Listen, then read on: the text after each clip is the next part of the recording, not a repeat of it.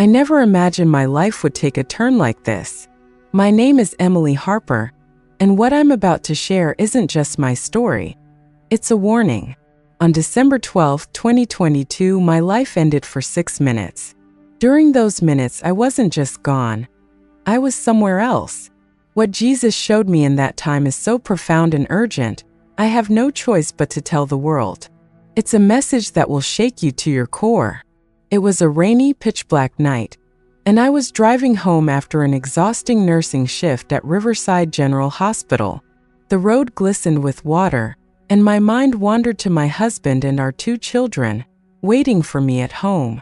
I couldn't wait to hold them and leave the stress of the day behind. But fate had other plans. Suddenly, headlights appeared, blinding me. There was no time to react. The crash was inevitable. The last thing I remember was the deafening impact and the shattering of glass. Then nothing. The doctors later told my family that I was clinically dead for 6 minutes. But those minutes felt like eternity. During that time, I wasn't in this world anymore. What I experienced was beyond anything I could have imagined. And what Jesus showed me about the coming deception has left me shaken ever since. It's a truth I cannot ignore, no matter how hard it is to speak about. The moment after the crash, I felt myself floating above my body. I could see the wreckage of my car, and the paramedics working desperately to revive me. Their faces were tense, their movements swift and determined. One of them, a young man with kind eyes, was praying softly as he worked. I wanted to tell him it was okay, that I didn't feel any pain anymore, but I couldn't. My body was lifeless, and I was somewhere far beyond it. Then everything around me changed. The scene of the crash faded away as an incredible, living light surrounded me. It wasn't like sunlight or any artificial light I'd ever seen. It was alive, radiating peace and power in equal measure. And then I heard his voice. "Emily," he said, and my soul trembled with recognition. It was Jesus. Though I couldn't see his face clearly at first, I knew it was him with every fiber of my being. His presence was overwhelming, filled with such love and authority that I felt both completely exposed and completely safe. Tears streamed down my spiritual face as I stood before him, my entire life laid bare. Every sin, every fear, every doubt, it was all there. Yet his love never wavered. "My child," he said, "I have brought you here for a purpose. What I am about to show you must be shared with my people. Many are asleep, and the deception coming is greater than they imagine." I was stunned. "Lord," I replied, though not with words I spoke aloud, "I'm just a nurse. Who will listen to me?" His response was gentle but firm. "I have always used the humble to confound the wise. Do not worry about who will listen. Your task is to share what I show you. I will take care of the rest." As he spoke, he reached for my hand, and instantly we were standing on a busy city street. Everything seemed familiar, yet different, as if I was looking at a version of the world just slightly ahead of our time. "Watch carefully," Jesus instructed, "and see how the enemy will deceive even the elect if it were possible." Around us, people moved through their daily lives, but something felt strange.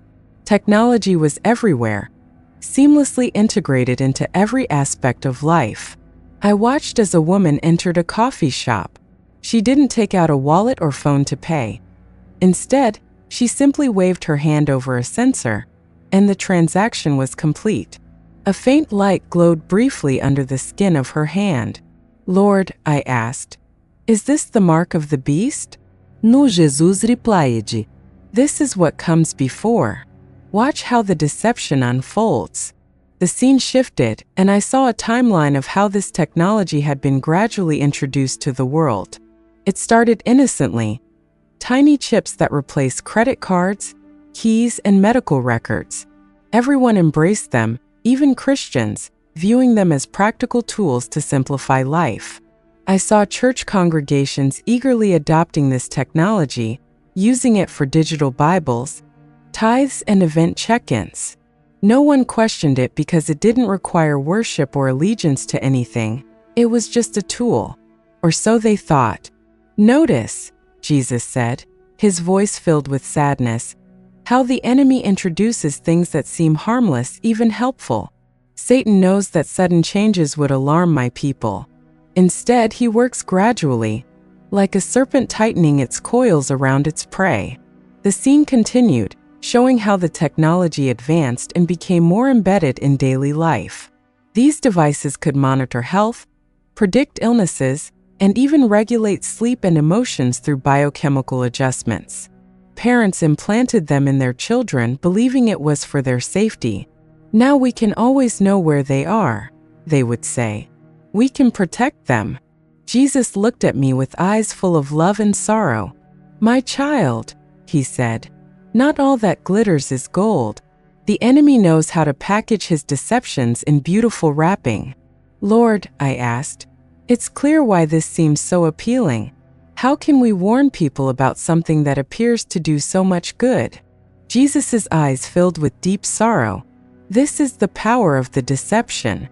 The enemy knows my people would reject anything overtly evil, so he disguises himself as an angel of light, offering solutions to problems and promising a better life. I began to see how this technology subtly changed people's lives. Those with implants grew increasingly reliant on them, not just for convenience but for decisions that shaped their daily existence. The devices guided their actions: what to eat, when to rest, who to spend time with, and even how to think about certain issues. Pay close attention, Jesus instructed, gesturing toward a family gathered at a dinner table. The scene was eerily unsettling. Parents and children sat together, but their conversations felt robotic, their emotions muted. It became clear that the implants were influencing their thoughts, their feelings, and even their personalities. Can't they see what's happening to them? I asked, overwhelmed with grief. They only see the benefits, Jesus replied. Improved health, greater stability, more convenience. They do not realize they are trading their free will, their ability to choose me freely, for these fleeting comforts. The vision shifted to scenes from around the world, showing how this technology was introduced in different ways but always with the same goal: to create dependence and control. In some regions, it was promoted as a healthcare innovation. In others, as a financial necessity. Elsewhere, it was enforced through social norms and the fear of being left behind. The message was always consistent. This is progress. This is essential. This is good. I watched as those who questioned the technology were sidelined, labeled as conspiracy theorists, anti-progress, or afraid of innovation. Even within churches, skeptics were dismissed as paranoid or lacking faith in God's protection. My people are being destroyed for lack of knowledge, Jesus said, his voice filled with grief. They have forgotten that I warned them to be as wise as serpents and as innocent as doves. Instead, they have embraced worldly wisdom and abandoned the wisdom that comes from above. The scene shifted once more, and I saw children being affected in ways that broke my heart. The young growing up with these implants were subtly but profoundly different. Their ability to think independently, feel deeply, and connect spiritually was diminished. The enemy targets the young, Jesus explained, because they accept without question what their elders might challenge. A generation is being conditioned to embrace what is coming. I saw schools and education systems built around the technology.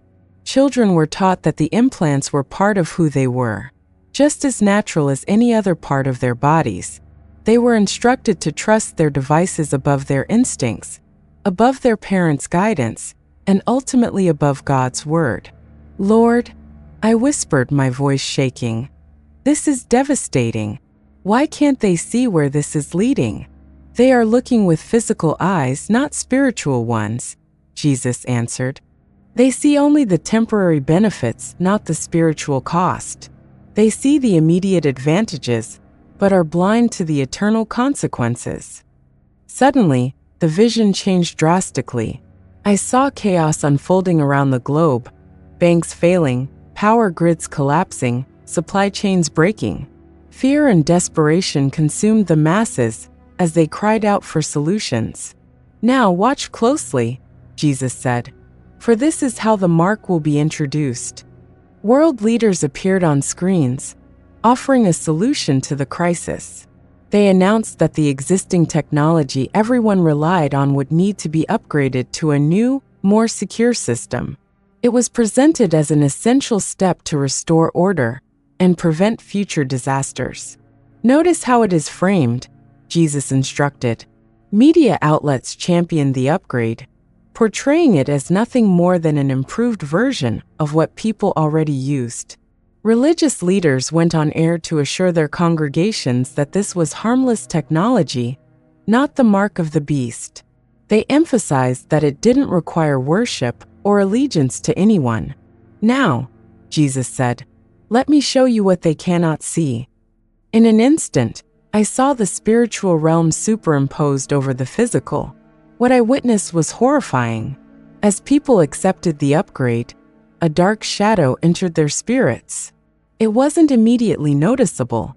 They continued praying, attending church, and reading their Bibles. But something essential had changed within them. "The mark," Jesus explained, "will not be imposed through violence at first. It will be offered freely and eagerly accepted. The enemy has learned that persecution only strengthens my people. Through their trials, I saw their relationships with Jesus deepen and strengthen in ways I could hardly describe. "Lord," I asked, "how should people prepare for what's coming?" Jesus' response was clear and unwavering. "Tell them to draw near to me now, before the deception takes hold. They must know my voice so well that they can immediately recognize when something is not from me. Encourage them to immerse themselves in my word, for the truth is there, but they need to know it in order to discern the lies. Urge them to build authentic, supportive relationships with other believers. They will need each other in the days ahead. Teach them to guide their children to love me more than the comforts and conveniences of this world. Above all, remind them not to be afraid. I have already overcome the world, and those who remain faithful to me will share in that victory." Suddenly, I felt a pulling sensation, as if I were being drawn away. "It's time for you to return," Jesus said. "Remember everything you've seen." "But Lord," I pleaded, "there's so much more I want to ask." His smile was filled with love and reassurance. "What I've shown you is enough. Share it faithfully. Those who are seeking truth will hear and understand." The next thing I knew, I was back in my body, surrounded by the sounds of hospital machines and the concerned faces of loved ones. The doctors were astonished by my recovery, but I was even more amazed by the revelations I had received. That was 6 months ago. Since then, I've seen the world's technology evolve in exactly the ways Jesus warned me about. Every time I hear about advancements in digital implants or biotechnology, I remember his words. People often ask if I'm against technology. I'm not. I still use my phone and computer. However, I'm deeply cautious of anything designed to interface directly with the body or mind. Jesus showed me there's a line, and once it's crossed, there's no way back. I'm sharing this testimony now because the urgency of the message is undeniable. The technology that will pave the way for the mark is already in development, and the crisis that will lead to its adoption is approaching. If you're reading this, please take it to heart. Study God's Word. Pray for wisdom and discernment. Surround yourself with fellow believers who will encourage and support you. Most importantly, develop such a strong connection with Jesus that you'll instantly recognize anything that tries to separate you from him. Remember, the mark won't appear as something clearly evil.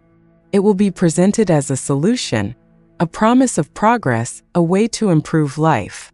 But no convenience is worth compromising your relationship with God. Jesus told me that not everyone would believe this warning, and that's okay. My role isn't to persuade, it's to share. Those seeking truth will recognize it when they see it. If this message stirs fear in you, don't let it. Jesus has already assured me that his faithful ones will be protected and provided for, no matter the circumstances. Focus on growing closer to Him now while there's still time. His words echo in my heart. I have overcome the world. The deception will be great, but our God is greater. Stay close to Him, and you will not be led astray. This is my testimony. May God grant you eyes to see and ears to hear what the Spirit is speaking to His people in these days.